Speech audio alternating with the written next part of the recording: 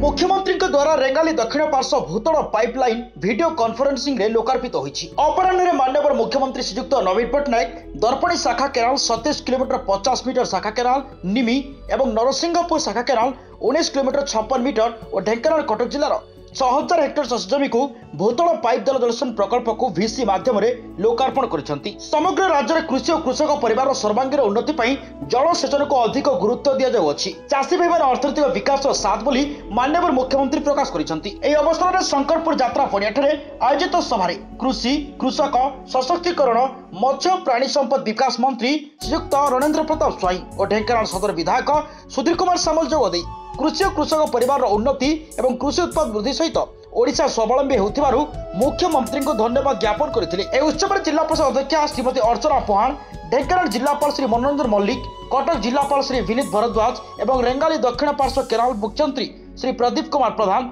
Athgarh Rengali division 5 अधीक्षण जंत्री ज्ञानरंजन नायक, Dhenkanal Rengali division 3 अधीक्षण जंत्री श्री सत्यप्रिय बेहरा और निर्वाचित लोक प्रतिनिधि माने उपस्थित थे। ये होची ट्रांसफॉर्मेशन जोटा 5T अंडर रे अछि रेंगाली राइट केनाल ये दर्पणी जो अच्छी केनाल इथिरे भूतल पाइपलाइन द्वारा जलसेचन लोकार्पण उत्सव आज कर माननीय मुख्यमंत्री सहित 5T अध्यक्ष थे सबू 2 जिला ढेंकानाल और कटक जिलार कलेक्टर जिला परिषद अध्यक्ष माननीय कृषि मंत्री माननीय जलसेचन मंत्री एवं डीसी समस्त डीसी माध्यम थे।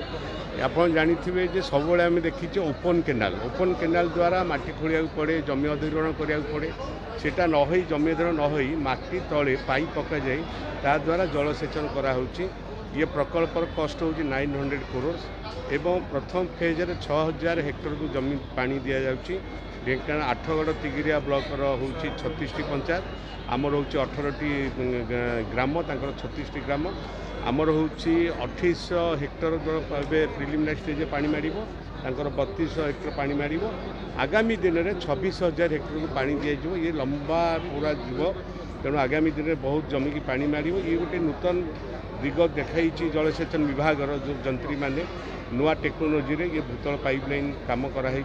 इथिपाई ढेंकानाल जिला तरफ माननीय मुख्यमंत्री 5T अध्यक्ष अशेष धन्यवाद दूचु एवं जलसेचन विभाग मंत्री और जलसेचन विभाग को अशेष धन्यवाद दूचु ये कार्यक्रम कर। मो श्री प्रदीप कुमार प्रधान मुख्य जंत्री रेंगाली दक्षिण पार्श्व केनाल रेंगाली दक्षिण पार्श्व केनाल 1996 मसीह समल बेरेजू आरंभ होता। प्रथम पर्यायर आम गंधिया ब्रांच केनाल एवं मेन केनाल डायरेक्ट डिस्ट्रीब्यूटरी माध्यम 17,606 हेक्टर को जलसेचन करूँ।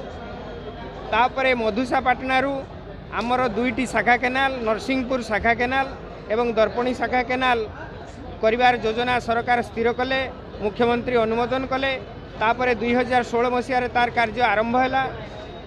आज आम एक दिनटी सौभाग्यर दिन से ही माननीय मुख्यमंत्री करकमल दर्पणी 27.50 किलोमीटर एवं नरसिंहपुर ब्रांच केनाल 19.50 किलोमीटर संपूर्ण हो कार्यक्रम लोकार्पण करा जाइछि एवं ता माध्यम जो जलसेचन सुविधा पाई जो अंडरग्राउंड भूतल पाइपलाइन माध्यम जो कार्य चालू रही से 6000 हेक्टर को पानी जोगाई देवार आज उद्घाटन मुख्यमंत्री करकमल संभव होती।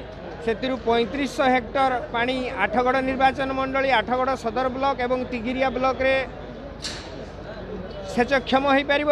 से ढेंकानाल सदर रे 2500 हेक्टर सेचक्षम हम। बाकी जो 20,334 हेक्टर कार्य चालू रही से कार्य आमे त्वरित बेगरे शेष करने को प्रचेष्टारत आशा करुचु। आगामी खरीफ ऋतु रे समस्त जमी की भूतल जल माध्यम 1 हेक्टर चक्कर गोटे गोटे पॉइंट करी आमे चाषी जमी को पानी जोगेबू जहाँकि खरीफ रबी ऋतु रे 2टी ऋतु रे चाषी चाष कार्य संभव हेबो एवं आर्थिक विकास रे एक सुदृढ़ ढेंकानाल एवं कटकर आठगड़ तिगिरिया अंचल उपकृत हेबे। ढेंकानाल सेहीपरि ढेंकानाल ब्लॉक संपूर्ण भाव में तापर टांगी चौद्वार ब्लॉक मध्य किछि अंश रे उपकृत हेबे। परवर्ती पर्यायर केनाल को आग को नवाई आमर चेष्टा रही अछि।